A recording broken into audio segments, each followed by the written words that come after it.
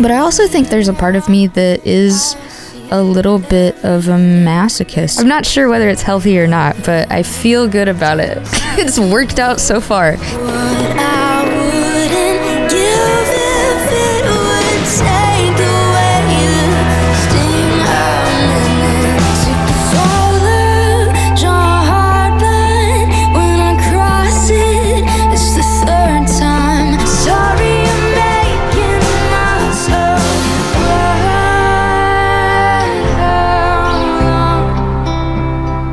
I feel like your sound has gotten like bigger and bigger with every record. Correct me if I'm wrong, but I was wondering, where does that come from? Well, I guess it's in some ways inevitable, since the first record that I was in a band before I started making solo music, but the first record that I put out as a solo artist was extremely minimal in its arrangement, and so I feel like logical for me to try to expand as a musician, like as I continue to make music, and try to, I guess, diversify my musical palette that I'm working with, because I don't know, I felt this way a little bit about Turn Out the Lights, even though it was significantly more lushly produced than my first record, but I felt like it would be limiting to, I don't know, resign myself to making music that was just piano and vocals and guitar. Again, you know, for my own desire for growth as a musician, and also just because, like, when you continue to do the same thing over and over and there's no growth, it gets to feel very stale and stagnant.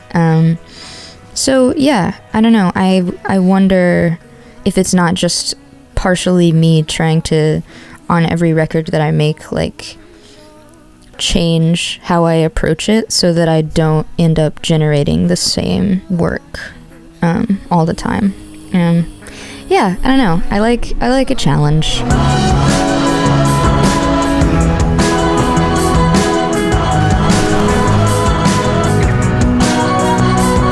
Used a lot of like traditional synth, like Junos or like Yamaha DX7 or whatever.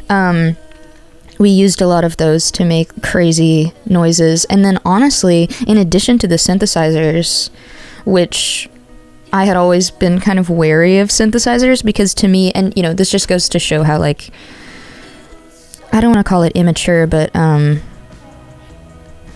when I was younger, I think I was very unimaginative with how I thought about instrumentation. I was like, I'm in a rock band, there's 2 guitars, a bass, drum kit, that's all there is. And I thought of synthesizers as something that you use to make electronically grounded music, and I was leery of like putting them in my own music because it felt like it didn't fit. But yeah, it ended up being working out really well. And then also it's like production just like within the DAW, you know what I mean, like that. I sort of started to appreciate that as its own art form throughout making this record, because before that I had just been trying to capture sounds and capture performances, and with this record, you know, I think there's a lot more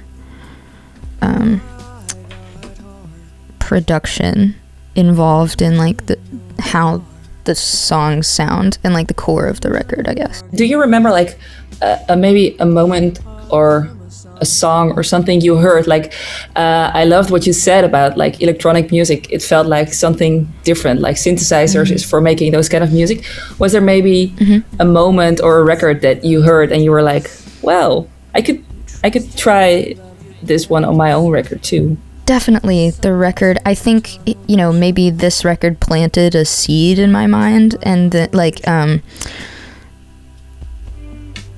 3 Futures by Torres. Like when that record came out, I had just never heard anything like it. I hope that's what you remember.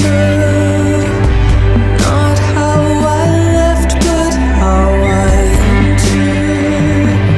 entered. It wasn't just a person who had come out of a very like guitar indie rock based sound and background of 2 records who was just like volatilely changing their trajectory as a musician.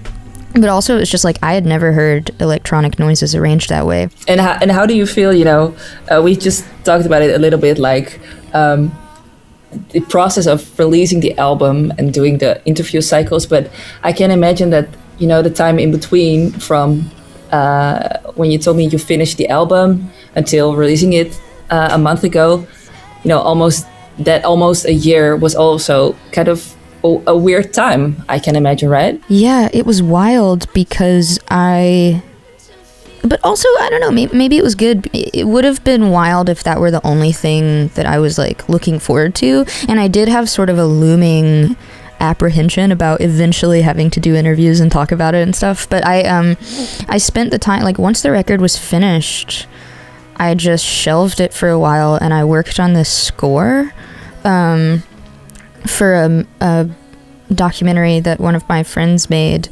which was really like minimal, almost like that band Burial, like really small electronic, like, but old. So like it's like 3 notes over the course of a minute and a half, right? So it's like very and it was very different from my own music, and I just sort of like dove into that and explored again a realm of music I had that had been foreign to me before. When you leave a place, the place goes on living without you. This is painfully obvious, yet humans manage to forget it over and over. I have been immensely grateful for the chance to do things like that. Or to, make a random bluegrass song and play the banjo and learn like more banjo scales. So yeah, it was a weird time, but it also made me like, maybe it insulated me from feeling like so much was like riding on this record, because I got a chance to be a musician in several different contexts, like writing for other people, writing a score. And it kind of reassured me not to feel like if people don't like this record, it's my identity is shattered. I wish you'd come over, not just stay, just tell me that I was your biggest mistake to my face. Your lyrics, of course, are very honest and they can get pretty dark. When you're writing for your own music, do you ever think like, should I put this in here because I'll have to sing it every day on tour, or I'll have to talk about it in interviews for a long time? I do, and honestly, there's a part of me that thinks it's healing, and that turning those experiences and those memories into art and having to engage with them again and again and again and again and again is like, it helps me to not desensitize myself to it, but like it's almost like exposing myself to that discomfort until I become able to tolerate it, until I become able to really look at and investigate and cope with the hurtful things in my life instead of otherwise dismissing them and pushing them away. But I also think there's a part of me that is a little bit of a masochist, and especially with this record, it's like, I don't want to use the term confessional, but there is this sort of feeling for me that when I get to sing those songs, it's almost like purging the emotion that is going to build up anyway. Even if that emotion is like self-hatred or like discontent or heartbreak, it's like, well, I have to have somewhere to put that. And music gives me a place to compartmentalize that in my life. So yeah, it's I'm not sure whether it's healthy or not, but I feel good about it. It's worked out so far. Be so hard on myself, so why is it easy for everyone else? I'm not always like this. There's always tomorrow, I guess. Yeah, so before we're running out of time, I have this personal question. Oh, sorry, go ahead. No, what festival would you recommend? Because My next question is going to be about your touring life and everything and settling down. But since you've been at all those awesome festivals, is there any festival you'd say that's best to visit? Okay, best food is Osheaga Festival in Canada. Best food I've ever had after eating like ramen for 3 weeks and then showing up at that festival. I was just like, yes! And then the most beautiful festival, this is gonna sound so like pretentious, but I really loved Mantra Jazz Festival. It's like Switzerland by the lake, and I would just get up in the morning and run along this thing that looked like a National Geographic photo. It was awesome. It's in the mountains and everything, right? Yeah, there's like this gorgeous, I mean, it looks like a screensaver. It is so unreally beautiful. So final question, I read this interview where, correct me if I'm wrong, you told about like that you've been touring constantly and like practically living everywhere and moving out and couch surfing, and now you're I think kind of settled down. Yeah. And, that this whole lockdown thing also made you realize you've been like maybe been missing this, safe or just a good place to be at home, right? I mean, I think it's easy as a touring musician when that's your job. I mean, I'm sure that, I don't know, freight truck drivers or people who travel regular, or like prescription drug sales people, like feel the same way, where it's almost a refuge to be able to be in constant motion, because it means you don't have to sit and confront anything about your life.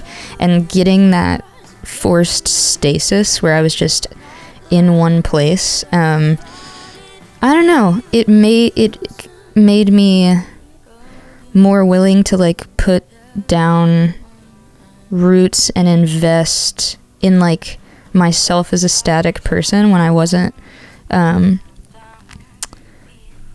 performer all the time, when I wasn't literally performing every day.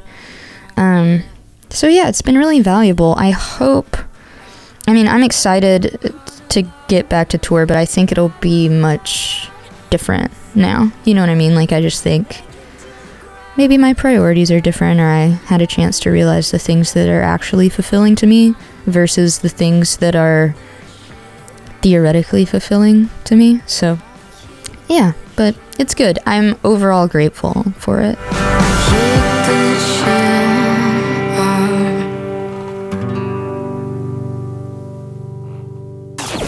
Vera On Track met Vera Siemons.